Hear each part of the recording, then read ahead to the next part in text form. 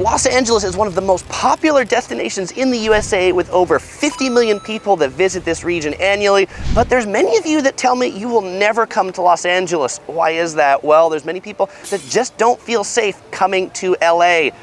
Why? Why don't people feel safe coming here? Well, LA, in addition to being known for the beaches and for Hollywood, it's also known for high-speed chases, gang violence, rampant homelessness, and now flash mob robberies. And today I'm in Venice Beach shooting this video to get down to, is LA actually safe to visit as a tourist or not? Now, this isn't a video designed to tell you to stay away from Los Angeles or some fear-mongering, but in 2023, there are definitely some things that you need to know if you're coming to LA so that you're safe. And so I'm gonna go through 7 of the key areas that make people not feel safe when they come to LA. I'm also gonna share with you some of the safest neighborhoods in Los Angeles and some of the least safe neighborhoods in Los Angeles.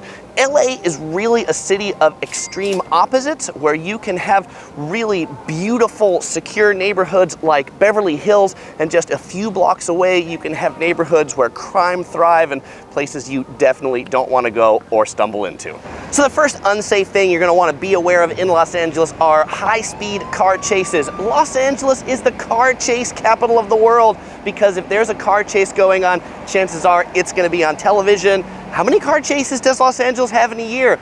Over 1,000 car chases in a typical year. Some are fast, some are slow, like the famous one where O.J. Simpson was fleeing the police in his white Bronco. So if you're standing around on the streets in LA, be careful, because 100 of these car chases a year injure innocent bystanders. So keep your wits about you when you're standing on the street corner. Maybe don't stand right on the corner when you're waiting for a traffic light. Maybe stand back a few feet. And if you're in your car and somebody's driving crazy past you, just go ahead and let them pass, because you never know, they might be followed by about 40 police cars right after them. Which leads me to number 2, road rage. Los Angeles is also the #1 city in the USA for road rage. Way to go, LA.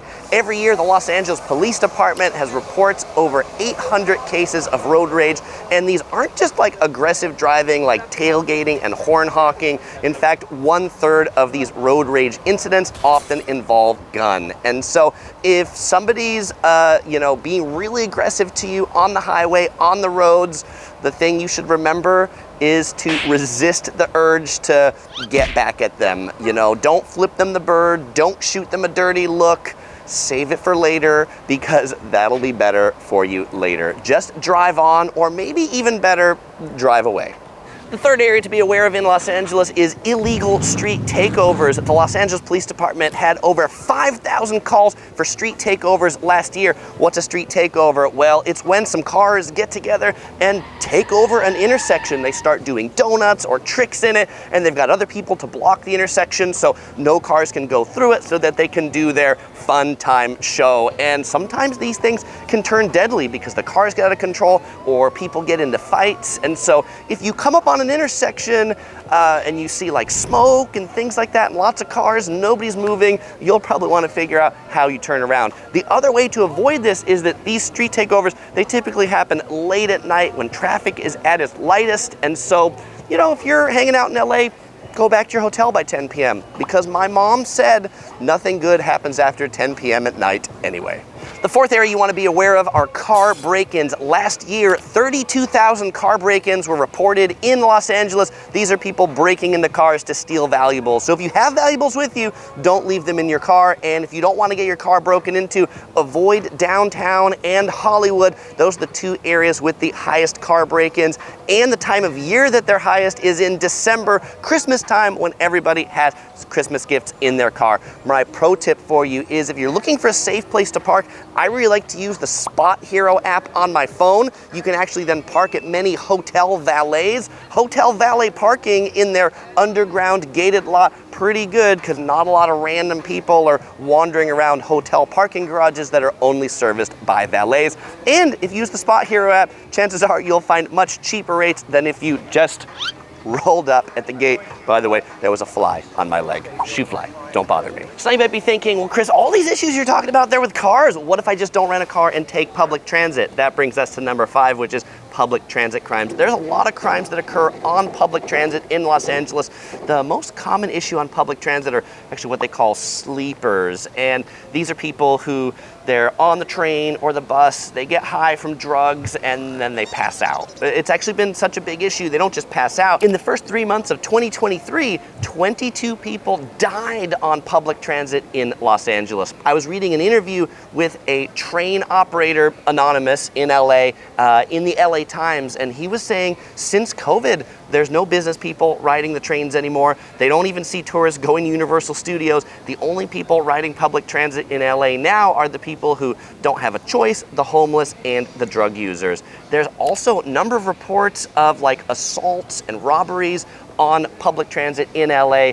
LA is trying to deploy more police, but without a lot of Los Angelinos coming back to ride public transit ever since COVID, if Los Angelinos have a choice, they're taking their car and they're not riding public transit. And so for right now, I'd recommend you avoid the public transit in LA.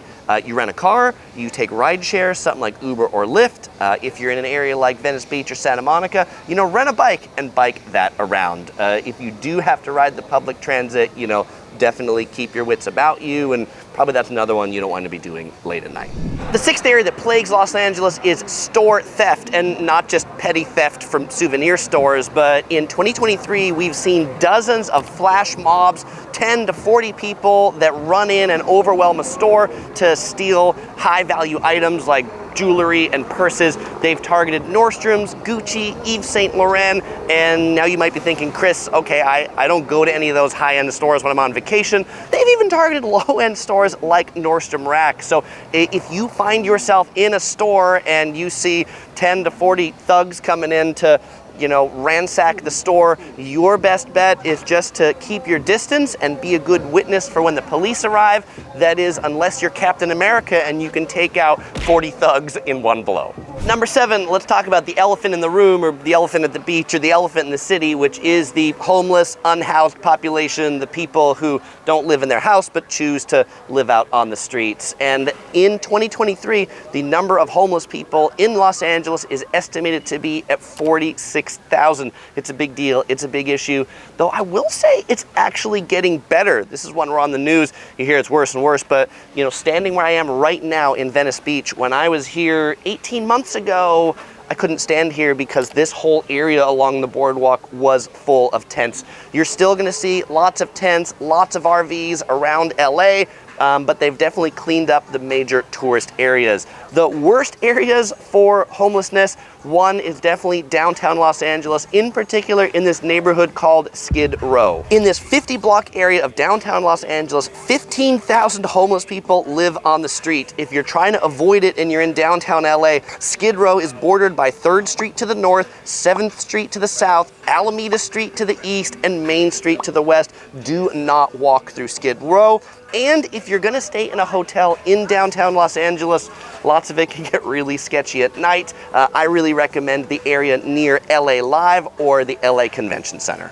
3 more neighborhoods you'll probably want to avoid when you come to Los Angeles. You'll want to avoid staying in Hollywood. Hollywood has a lot of homelessness and a lot of crime, and it tends to run both ways, where homelessness and crime run together. I'm not saying the homeless people cause the crime, but the areas where the city lets the homeless stay often tend to be the crime-infested neighborhoods. If you do want to stay near Hollywood, take a look at West Hollywood. West Hollywood, actually quite nice. Venice Beach, where I am right now, I don't recommend people stay in Venice Beach for hotels. It gets really sketchy here at night, and although they've cleaned up some of it, it's not that great. Consider staying in neighboring Santa Monica, just down that way, or Marina del Rey, just down that way.